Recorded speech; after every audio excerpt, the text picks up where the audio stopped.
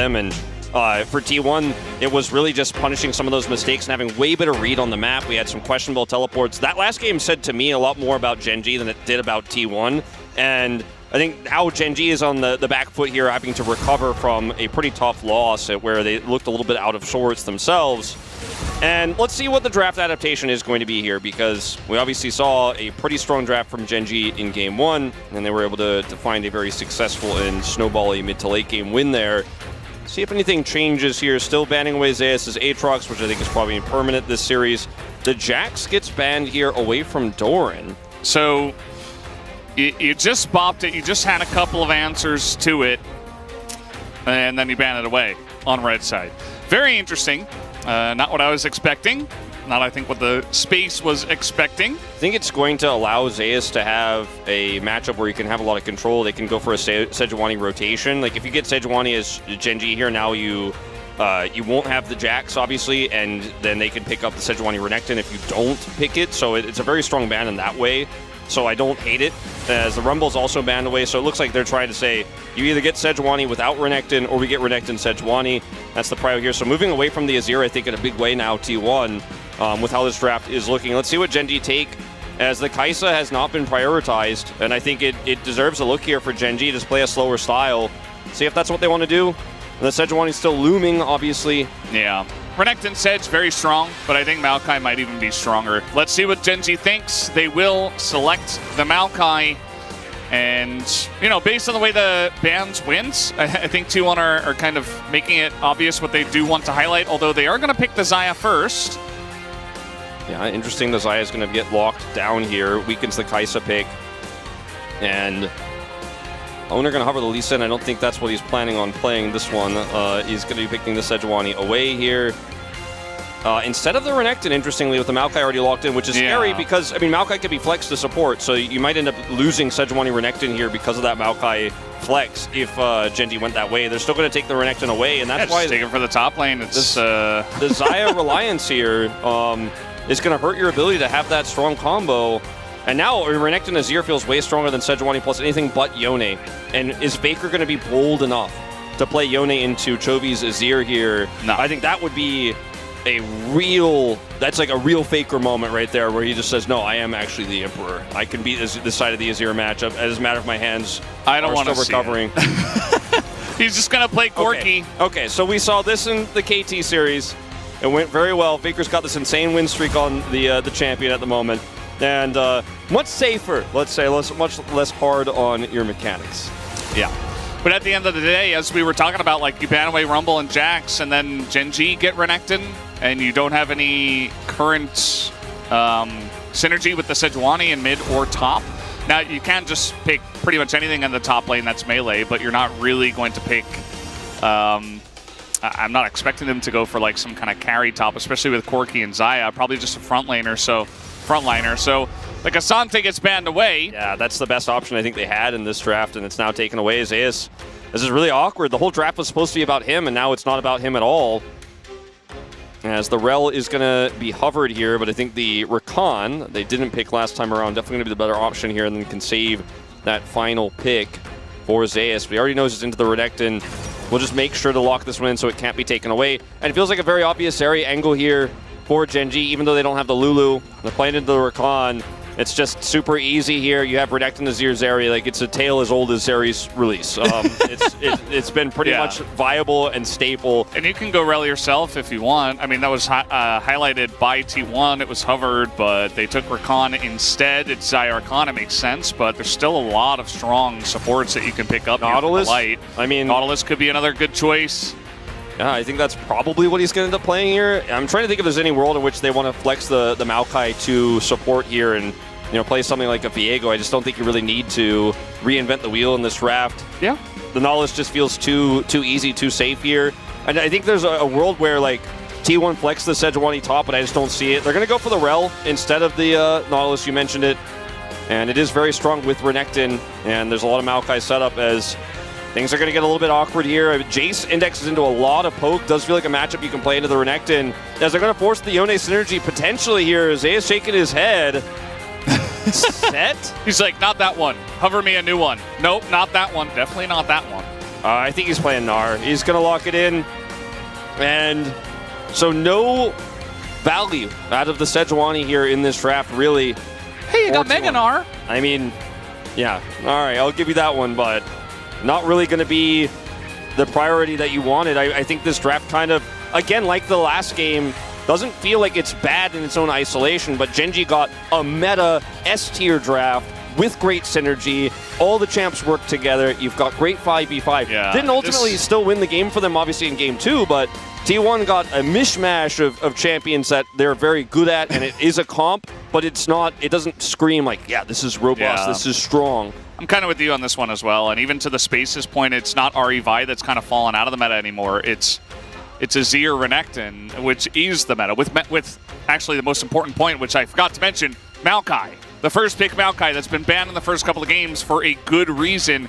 They gave it over to Gen.G, and it just doesn't feel like T1 kind of got their worth out of giving that over, you know? Yeah. So, like, just from that point alone, it kind of does favor Gen.G, and then we saw the rest of the draft as well. Now, Zeus is a fantastic Gnar player. It's his debut champion. He's very good at it. He's the best Gnar player in the LCK, and he's the only one who's really playing it right now. He brought it back into the meta a little bit, and I look at the situation as yeah, I don't like T1's draft as much, but they're playing their own style of game tonight. They are absolutely playing their own style of game. It won them Game 2. They made it work. They punished Gen.G for a weak setup. Faker's shot calling has been fantastic in this series already. And I think that despite some of our concerns, this draft can and may potentially work. Faker's Corki, he hasn't lost on it in a while. Yeah, definitely a lot of carry potential on that side. But let's see what happens as we hop onto the Rift for Game 3.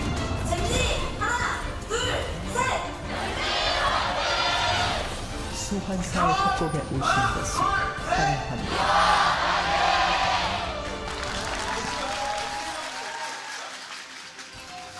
Game 3, we have a series on our hands. It's back and forth, and it's Game 1 going against T1, and then T1 take Game 2 themselves, just like they did to KT, except this one is definitely a different feel. You remember in that series against KT, it was like an Omega 24-minute stomp from KT, but then it was like Omega 29-minute stomp from T1. It was like very volatile. Whereas this series, you know, it feels like Gen.G slowly, in their own manner, suffocated T1 in Game 1, and then T1 kind of nullified all of the strengths of Gen.G in the early to mid, and then slowly won Game 2, so. Yeah, I really feel like it was one of those games where voting for Faker was the big brain play because he had obviously that one big mistake, which is why I ultimately just voted for Guma. I actually voted for Guma just because I was like, he was the most stable player. He was definitely not the player of the game, but who was really was the question. That's why we had a crazy vote. It was super split. But in this game, I think that, you know, the Sejuani, we always talk about how Sejuani needs some melee synergy for Permafrost. That's not actually true. She has a great ultimate. She is very strong in the early levels at setting up ganks. But when you look at what the follow-up for that Glacial Prison is on the composition, there's not a lot of great ones. You know, you have the Rakan, obviously. If you are lucky enough to have the feathers down, you could maybe pull that. But it doesn't synergize well with Corki. It doesn't synergize well with Gnar, really, in team fights. So Oner is just going to have to be a big frontline tank in this comp, and it feels like you're playing against, as Gen.G here, a comp that's a little bit out of sorts in terms of what it wants to do. It's got poke, but it's also low range. Like, it's got a Gnar for engage, but it's very situational, you know? Yeah. And that's why I feel like T1 is just going to have to hard clutch it and play the map better than Gen.G if they're going to win this game. And they did that last game. Yeah. They're able to nullify all the threats on the side of Gen.G. You see that Zeus has played a huge heaping helping of Gnar so far in his relatively short career. And definitely, you know, it was his debut game, played the Gnar. We all were like, whoa, this guy's really good on the Gnar of all picks. So definitely one that's very comfortable for him. He's played a couple of tanks, but now going on to the Gnar. We'll see how it works out after giving Doran the Renekton, which was definitely a bit of a question mark in our minds, but we'll see how it does play out. Yeah. Doran has been up or down in the series, right? And that's certainly a concern. That's been historically just the way it is with Doran. That's just what you're going to get. You don't know if you're going to get the best version or if you're going to get, you know, 7 out of 10 Doran, which I think is kind of what we've rolled today. It's not 369, but it's like 4-8. Yeah, actually, that's a great way of putting it. I actually think that's, like, he's double as good when he's the 8 out of 10. Like, yeah. Otherwise, he's just half a Doran. He's a Do or a Ran. Oh, man. I mean, he has a 5-letter name. I couldn't quite do it exactly the way, but, you know, it's 2 syllables. Makes sense. Okay, we're getting in there on the Oner, who does smite away the Scuttle. He's trying to get over to the speed here, but the flash isn't really going to get him into a safe spot. There's not a lot of damage between these two, but they finally do get the job done. As Oner, I hope that Scuttle Crab was worth it. Yeah, I think the answer, not so much. Huge chance here in the crowd for the first blood as well on the side of Gen G. Really feeling that advantage there. They get with the Renekton and link that up. And it's just a rogue Sejuani thinking she could scuttle. She definitely could not. And Flash is also down now for Oner. So just to add insult to injury, this early game Sejuani with no permafrost setup is going to really hurt. Faker? First strike value. Yeah. +9, baby. That's the Faker dip. Okay, Chovy's going to shuffle way in there, but Oner going to be spotted on the ward. Chovy, not really the best of trades here. He's going to get hit by the flail as well, but Peanut will make his way in. As both junglers trying to make a play here, Faker very low, but so is Chovy. Chovy having the better range at this point, as Peanut trying to push Oner away. And that's going to be a win for Gen G in the 2v2, just in terms of pushing potential. As now got a little scuffle down in the bottom lane. Yeah, Chovy, happening. He also went for Doran's ring and has a mana advantage here, so Faker actually forced to back now with no teleport. Feels very awkward. He can stick around, and Oner once again caught out.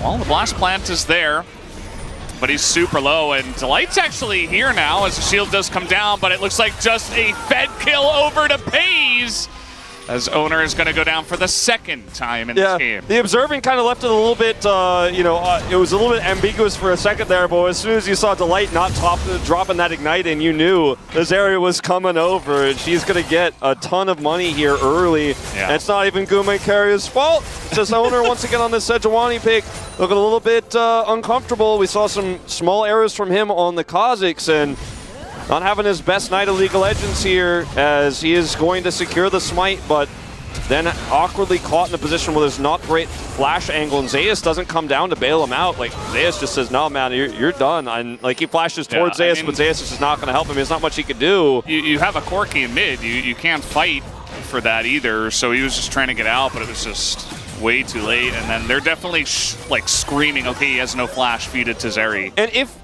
Chovy, for example, like, if Oner had flash when Chovy got hit by Faker there and Faker tried to look for the play, then maybe Oner could actually force a flash at Chovy to get that kill, but he didn't have flash because of that topside play, and it's all snowballing down. Yeah, it is a bit. We had a mini Zeri moment, not a real one, just a kill, as now just walking in nearly smites it away to Peanut. Looks like he didn't quite have it, actually, so just going to be another Oner death. They do get the Mountain Drake, but this is very concerning as a sheepish grin is on the face of Oner.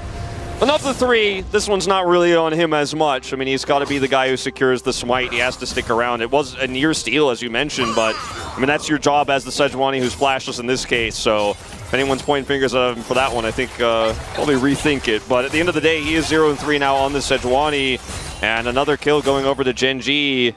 Chovy's got a kill, Pei's got a kill, Peanut's got one. They're just fed in 3 critical parts of this early game already. I mean, I wouldn't say fed, but accelerated. And yeah, it's like the anti-treasure hunter, right? Now just Doran and Delight need one. As Pays is getting run down here, he's going to get knocked up. That is a dead Zeri, if I've ever seen one, as Delight now trying to extend this one as Peanut is making his way down, but it's just a good 2v2 win here for T1, taking out Pays. And Keria duo, they don't need no jungler to make plays and pick up gold. And Pays once again just a little bit far forward here. I mean, we've had some individuals in this series who have not looked at themselves, and I think on the Gen G side, he has had some questionable moments himself, despite picking up that early kill. Is now 20 CS down, and the laning phase here going swimmingly for the Xayah Rakan. And Peanut, this is what he does best. He gets a lead in the jungle matchup, and he punishes. He's getting in onto Oner now. He has his own red buff, and Oner's just trying to secure a red buff of his own at this point. So does land the smite, and now they're turning this one as Peanut not really in a position, doesn't have a way to get out, as that's a kill actually going over to Peanut, maybe going too far, as now Keria making his way in. The Emperor's Divide, but it's 2v4, and Doran is kind of left to the wolves here. He doesn't have his flash just yet, but it's very close, as he is just going to dash his way out barely.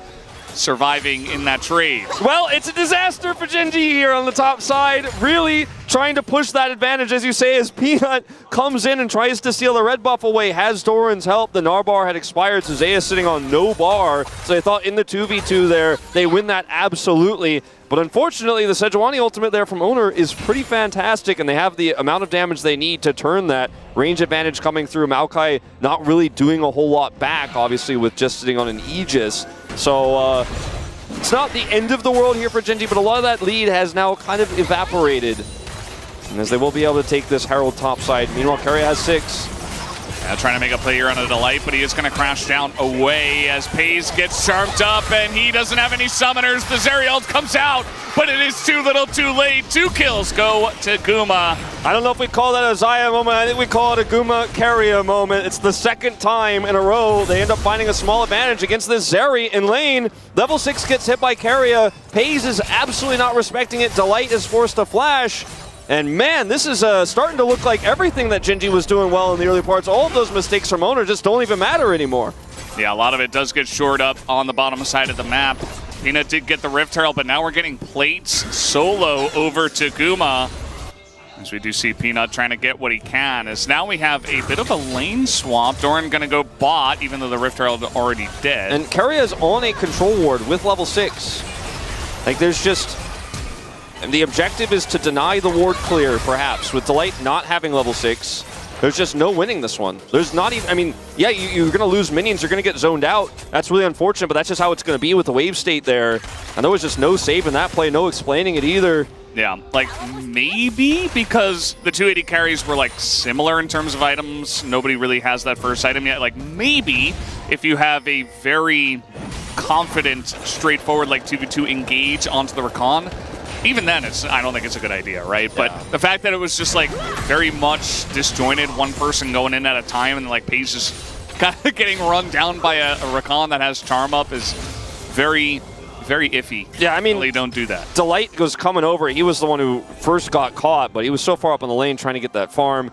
We'll end up buying the Storm Razor for just a second, but of course did ultimately go for the Shiv. I don't know if that was if he actually bought it or if that was just a UI bug, but anyways, he finishes the Shiv now, but bit of a weird early one. As you can see, the gold leads here pretty reflective of the situation in this game. Like, yeah, Jungle got ahead, and Chovy rather got ahead as well with that kill there. Paze got a kill fed to him, but you know, that's not, that doesn't just default win you the rest of the lane, and Guma is big. Faker has package. Peanut trying to force it here. Let's see if he will be successful in that. Faker's just holding on to it, sees the rel as now, after that knockback, is going to be forced to use the package. He wanted to hold on to that because this dragon fight is about to start, but now he does not have it, and he's about 2/3 health. Yeah, and his package placement there was pretty good. It meant that Gen G couldn't actually rotate over faster, and ultimately, you know, we'll have to clear that wave and then come over. Paze is going to grab a plate here, and looks like he's not going to be punished, and the dragon actually isn't secured by T1. They're unable to actually rush it down fast enough. Now Paze is going to get some plate gold here as well with the Herald getting involved. This game is scrappy Valdez again. It's just good positioning here from Gen G. They're trying to pressure the bottom lane. Now Guma is pressuring mid as this is happening. So they're trying to get a trade and maybe a steal, but yeah, Oner's just going to back away. Gen G take the Drake. And Guma says, I hope it's worth it for me to get 2 plates, because now Guma is massively fed. I mean, he has 2 kills, 2 plates in mid, 1 in bot. You know, he's just feeling pretty good about himself. Like, Pace shorted up a bit on the bottom side of the map, but yeah, not nearly as much. Zeus picked up Hearthbound Axe, and that's when you start to win this matchup against the Renekton, when you have that range advantage and you have the ability to just kind of chip away at him. So he's actually feeling really nice in this current game state as well. Not going to be good enough to grab a plate or anything like that, but he's now no longer really ever afraid of this Renekton, and the Maokai that obviously was bottom side allowed him to push that lane really hard. He's even going to take Krugs here. And so you have 2 really big threats coming online here with the Gnar, obviously, and the Zaya, who's massively ahead. The Corki's always going to scale. And yeah, T1 aren't able to steal that Drake away. It would have been amazing for them if they had a 2 Drake lead on top of everything else and the scaling they have. Not that successful at pulling that off, but it is Chemtech Soul that we have here, so not the most critical Drake at the end of the day. So it's still going to be a slow-paced game, and T1 with the speed at which they've already gotten this Zaya into a really nice spot is looking terrifying right now, and locking down pays is often going to be the issue in this composition. We talked about how awkward the follow-up for Sejuani ults and stuff like that is, but maybe the damage just is too much. Maybe it won't ultimately matter. We'll have to wait and see how these fights go because we haven't had a real true 5v5 setup just yet. Faker even denied his package in the last one. Yeah, plate's still up here. Faker looks like he's going to get a free plate in the bottom lane this time. Did this in game 2, where he was just able to sneak down into an open lane and take a plate right before they go away.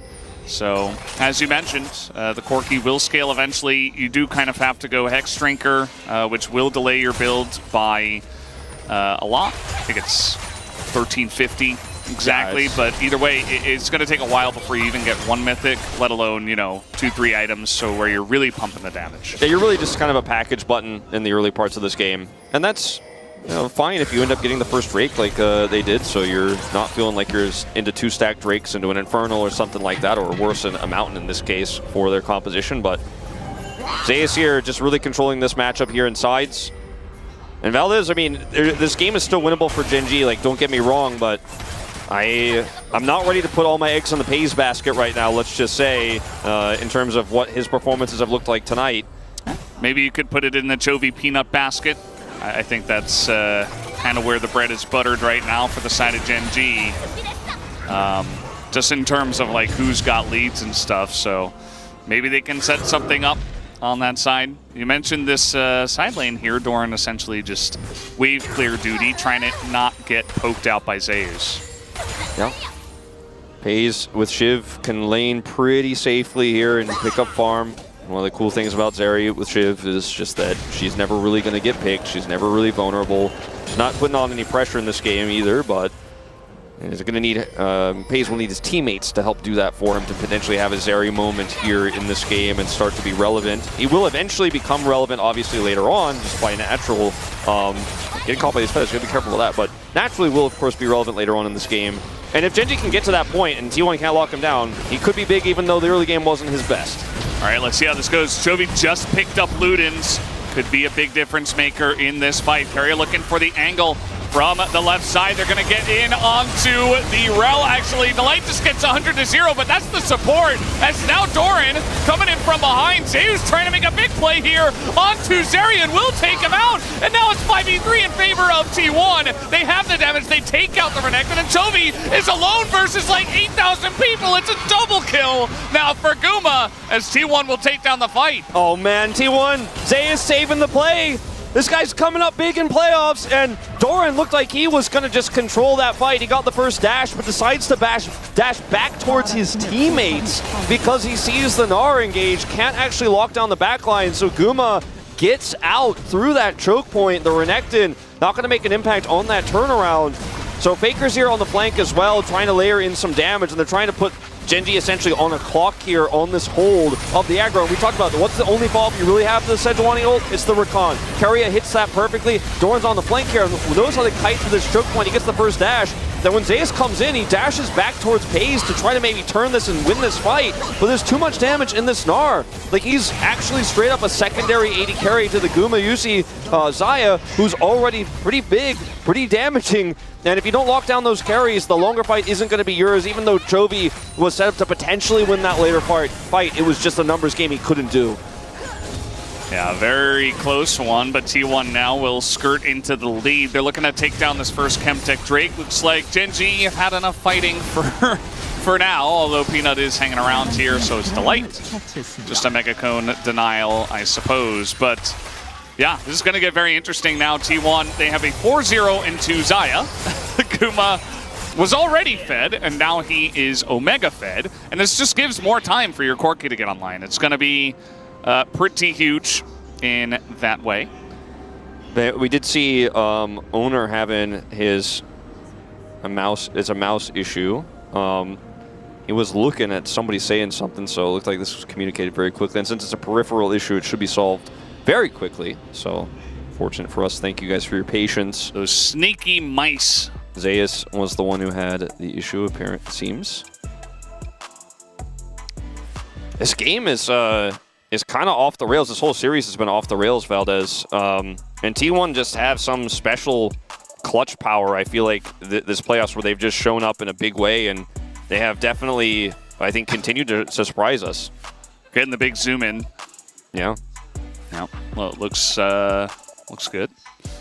Can tell that he is using a wireless mouse. Yeah. I don't do that myself. I've been converted. I think that the latency is good enough now, and I can't go back to having a cord attached to the back of my mouse. It's hard for me. Makes sense. Maybe I'll change. Yeah, one day I'd say give it a try. Once you do it for like a month, you're just like, whoa. It's like you're not switching to a cordless phone or something. You know, it's like, wait, why would I have a cord on this?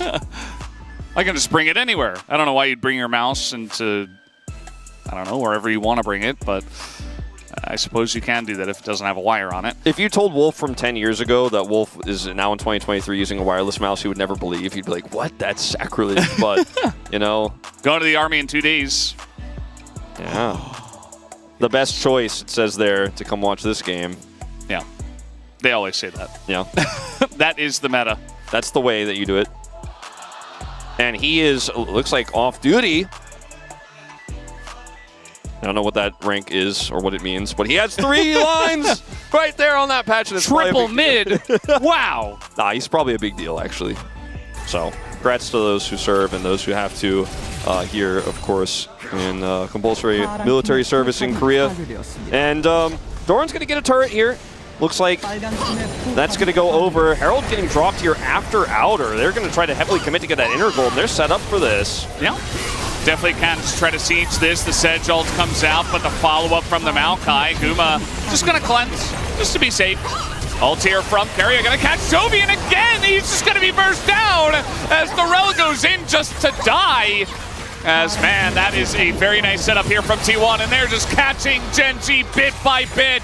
As now Doran, yeah, he's pushing, but Faker can just TP in. Yeah, and because Doran didn't have teleport, there was nothing he could have done about this play. This could just be an early inhib if they want to commit to it. Freak is going to get woken up by this if they actually do kill it post or pre-20. he's gonna actually lose it, but look, it's going to be a ton of permanent map control basically for T1. They killed it pre-20, Wolf. Yeah, they killed it pre-20. They killed it pre-19, man. Maybe because it's the bottom lane. It's bot, and it also, like, yeah, Pays is going to be able to freely farm minions here, but he was also kind of Zeri, and he could do it in mid. But look at the lack of turrets here. I mean, T1 grab all these turrets. There's no turret outer and mid. There's no bot at all. And this is the call to go on to the Azir. As, like, basically Keria, he sees the angle, and he calls it out. The flash is so beautiful. And I mean, this is just from the regular perspective here now after Keria's play, and then Zeus just goes in here and pulls Peanut basically max range. There's nothing Pays can do. He's sitting on a shiv, and then Faker teleports topside to deal with Doran, who couldn't have made an impact if he wanted to without teleport. And just coming out of the pause with a vengeance was this whole squad. And yeah, this is what happens when you go for the Luden's Azir sometimes, is that you're just going to get engaged on, and if you don't have Crown, so much of the carry potential on the side of Gen.G is just gone. Is Guma going to pull back some feathers? Man, they are really ripping into them now as the Maokai ultimate is going to come out, but easy feather storm now for Guma, who is immensely fed, and now the flank is going to come in. Gen.G, they keep trying to opt into this fight, and they're just getting killed over and over, as now T1 is 4v1. Jovi is alone. He's just going to be taken out eventually. Down he will go. Oner takes it, and Pays wasn't even there. I mean, it should be Baron for T1. It's like the game Lemmings, you know? If you're just going to trickle in one by one into T1, it's not going to be a happy time. It's going to be a lot of gold going into T1. It's a 6,000 gold lead. It's going to be Baron. And Pays is still just trying to get that second item. You're not going to carry this one on Shiv, unfortunately, and without a team, because his team is constantly trying to fight to deny T1 these small objectives when they're so far behind. This one is pretty much a wash, our most one-sided game yet in this series, it looks like here. I mean, look at the siege setup here for T1. Keria decides, okay, they set up the feathers, I'm going to follow up. Like, Guma sets up Keria, and Keria just smashes a home run here. Peanut is dead on arrival. Ends up getting caught by the Sejuani ult, but he was going to die no matter what. And then Chovy shows up super late here to hit nobody and just go down. I guess he got that 900 gold shutdown. No, not he did also commit teleport for that play as well, so... Doran, I don't think you win against Guma. He's just going to TP away. As maybe if you root him down? No, he's just going to get out here. So no TPs now for Gen.G. Yeah, I feel like this game is just a wash. Like, T1 got a slight lead, and then Gen G are like, we can fight them 4v5 under our turret, right? And now it's like the floor was lava. They've just sunk into the lava. T1 have pushed them in. And yeah, I mean, again, Chovy has some items, but he is alone at this point in time. If it's the lava game, I think Gen G tripped and broke the coffee table. Yeah. This one, they tipped over the bureau. Yeah. Alm's going to be angry again. The thing is, like, the momentum has shifted so massively after that last game where Gen G got caught on the Baron play, and I mean, now you're getting crushed. Oh boy. Well, he's going to avoid the Blade Caller route and get away, but that's a, okay, Engage comes in from Gen G. They finally pull the trigger. This is pretty nice, but Faker is going to get away, and it's Guma, who did not get gauged upon, of course. He is the Xayah, gets flashed on, presses his R button, and T1 looks like they should stop this first game, although Paze is going to get the one kill. Guma eats a hit from the Soldier as now maybe they went a bit too far. Teleport, though, from Faker. Quite strong with a flash over the divide, and it will be enough. T1 playing with fire, but they do get there in the end. They wipe Gen G, and they will take down this game number 3. And that 18.5-minute inhibitor's down, so there's super minions on the Nexus. It just absolutely destroyed Gen G in this one. And oh man, I don't know if you can mentally recover from 2 losses like that. A narrow loss, obviously, in the second game, but this one.